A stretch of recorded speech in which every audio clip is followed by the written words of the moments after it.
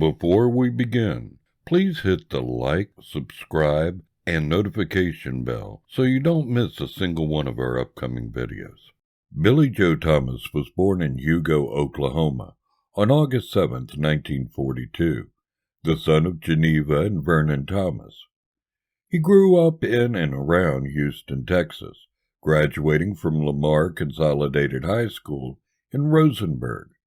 Now, it was before his solo career. He sang in a church choir as a teenager, then joined the musical group The Triumphs, with Tim Griffith, lead guitar, Tom Griffith, bass, Denver Zeke Zataka, keyboards, Don Drachenberg, vocal and sax, and Ted Menzik on drums.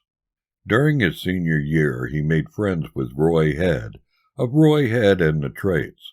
The Traits and the Triumphs held several Battle of the Bands events in the early 1960s. In 1966, Thomas and the Triumphs released the album I'm So Lonesome I Could Cry, Pacemaker Records, featuring a hit cover of the Hank Williams song I'm So Lonesome I Could Cry. The single sold over 1 million copies and was awarded a gold disc. The follow-up single, Mama, peaked at number 22. In the same year, Thomas released a solo album of the same title on the Scepter record label. Thomas came back to achieve mainstream success again in 1968, first with The Eyes of a New York Woman, then 5 months later with the much bigger Hooked on a Feeling, which featured the sound of Reggie Young's electric sitar, and was first released on the album On My Way, Scepter Records. Hooked on a Feeling became Thomas' second million-selling record.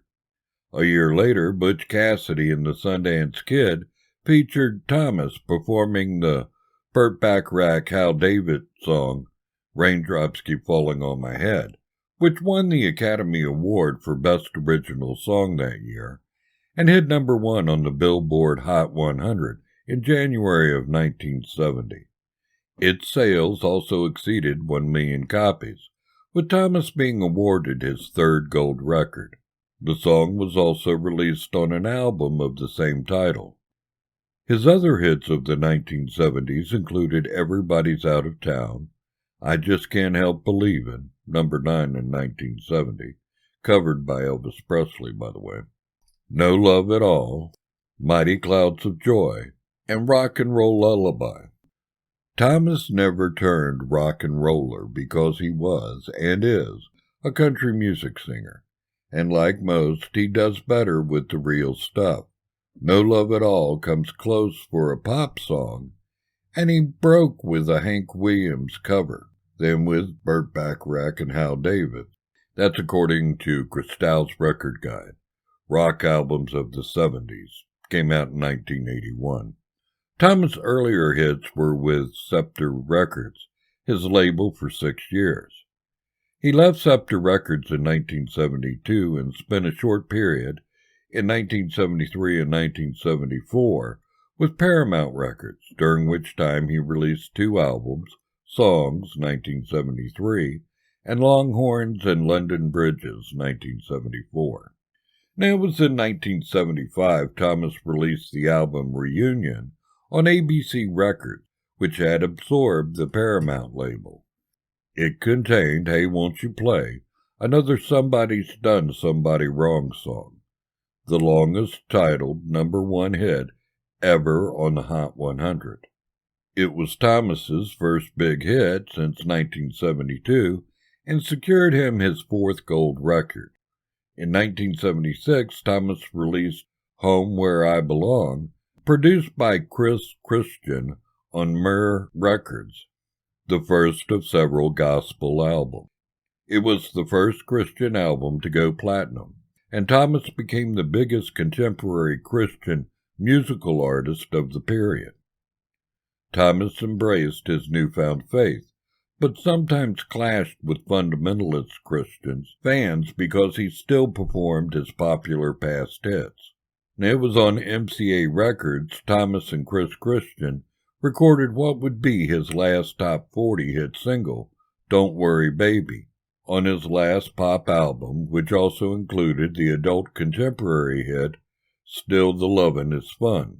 It was during the 1980s Thomas' success on the pop charts began to wane, but many of his singles reached the upper regions on the country singles chart, including two 1983 chart toppers, Whatever Happened to Old-Fashioned Love and New Looks from an Old Lover, as well as Two Car Garage, which reached number 3 on the country charts.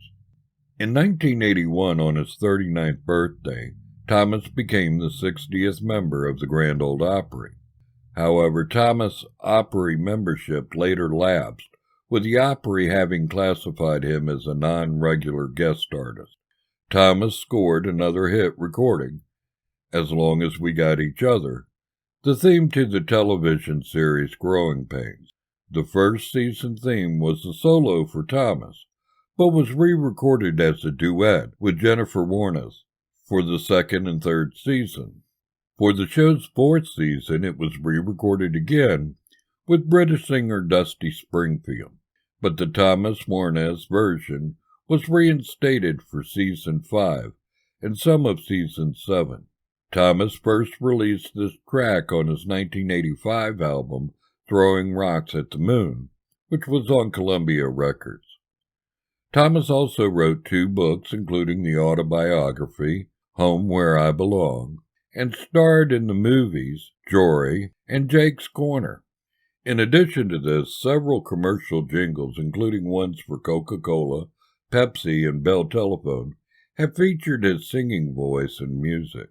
Now, it was on December 31st, 2011, Thomas was the feature halftime performer at the 2011 Hyundai Sun Bowl in El Paso, Texas. On April 2, 2013, Thomas released The Living Room Session, an album with acoustic arrangements of his well-known hits. It features guest appearances with established and emerging vocalists, accompanying Thomas on 7 of the album's 12 tracks. On December 3, 2013, the National Academy of Recording Arts and Science announced that his 1969 single, Raindrops Keep Falling on My Head, would be inducted into the Grammy Hall of Fame. Thomas married singer-songwriter Gloria Richardson in December 1968. They had 3 daughters, Paige, born 1970, Nora, adopted from North Korea in 1978, and Aaron, born in 1979. Shortly after Thomas's career began, he became dependent on drugs and alcohol, which led to his marriage nearly ending. On January 28, 1976, Thomas became a Christian, less than a month after Gloria did. Most press sources indicated that Thomas had been sober since he and Gloria reconciled in 1976. Now, it was on March 23, 2021, Thomas announced on his official Facebook page that he had stage 4 lung cancer and was being treated in Texas. Now, sadly, he died approximately 9 weeks later on May 29th at his home in Arlington, Texas, at the age of 78. Hi folks, this is David. If you want to become a sponsor and help out the channel, like our buddy Kevin from the Berg, simply hit either the thanks or the donation buttons. Any amount helps us to produce these videos. And as always, I really do appreciate y'all watching. Be blessed.